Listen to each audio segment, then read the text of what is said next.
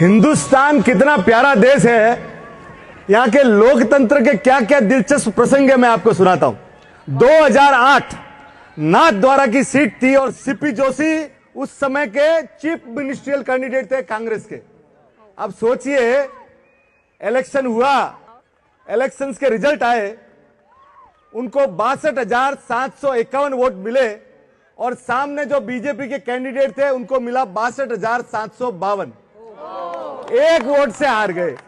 और मजे की बात सुनिए, उनकी पत्नी, उनकी मदर और उनको ड्राइवर 3 जने वोट देने नहीं गए। तो वोट अवश्य कीजिए, वोट। दूसरा, जनता दल का कर्नाटक में विधानसभा चुनाव हुआ। एक तरफ जनता दल एस से सूर्य कुमार थे, उनके सामने थे उरुगेन जो कांग्रेस के कैंडिडेट। सूर्य कुमार को वोट मिले 40,751 और उनके कांग्रेस के कैंडिडेट को मिला 40,752। एक वोट।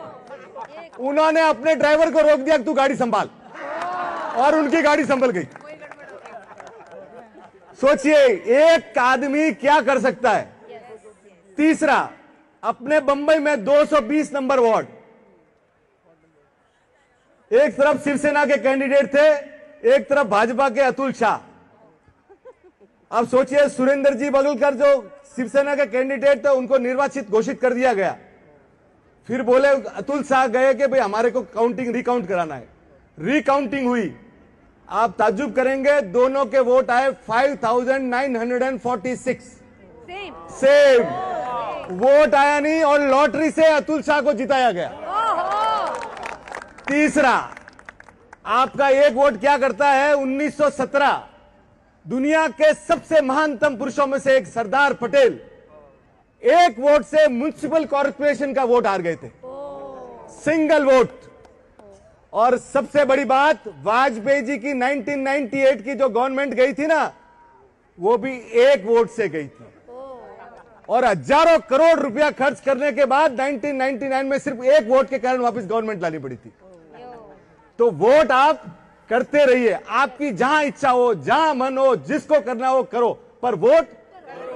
ये आलस मत रखो कि मैं नीचे नहीं उतरूंगा, अभी ईवीएम मशीन आपके घर पे तो आएगी नहीं। अब आप ये सोचिए, अपने यहां आलस नहीं है, फॉरेन में भी आलस है। 1875 में फ्रांस में राजाशाही थी, हजारों साल से रॉयल्टी चल रही थी। तो उनका आया कि भाई रॉयल्टी रखनी है कि रिपब्लिक रखना है। तो इलेक्शंस हुए, अब राजा लोग हैं, देर से उठे, एक वोट से रॉयल्टी हजारों साल की चली गई और 1875 से आज दिन तक फ्रांस रिपब्लिक है। एक वोट। आप सोचिए, 1932 में हिटलर नाजी जर्मनी जीत के आया, उसकी पार्टी का जो वो कितने वोट से जीता था मालूम है? सिर्फ एक वोट से। अगर उस दिन वो आदमी हार गया होता तो दुनिया में 8 करोड़ लोग सेकंड वर्ल्ड वॉर में नहीं मारे जाते। तो आपका वोट कितना महत्वपूर्ण है, आप सोचिए, वोट दीजिए। तीसरा, अपने को लगता है ना, आप अगर यूएस जाते हो, आज आप इंग्लिश में बात करते हो, यूएस में 1775 में एनेक्स हुआ कि भाई अपनी लैंग्वेज कौन सी रखनी, जर्मन या इंग्लिश, और एक वोट से इंग्लिश किया गया। आज भी वहां पे जो इंग्लिश बोली जाती है ना, सिर्फ एक वोट के कारण है। अपने यहां नहीं है कि भाई ऐसा नहीं है। अमेरिका के 3 प्रेसिडेंट, जेफरसन 1800 से 1824 और 1876, 3 प्रेसिडेंट ऐसे हुए जो सिर्फ एक वोट से जीते, सिर्फ एक वोट से।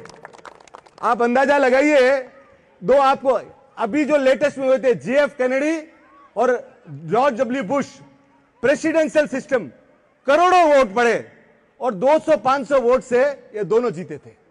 तो बॉस, आप जहां भी है, आप जहां भी रहते हैं, आपका जहां मन है, देश का लोकतंत्र इतना बढ़िया है, आपको जहां आवे वहां वोट दो, पर वोट दो, वोट दीजिए। ये जो देश है ना, इतना प्यारा देश है।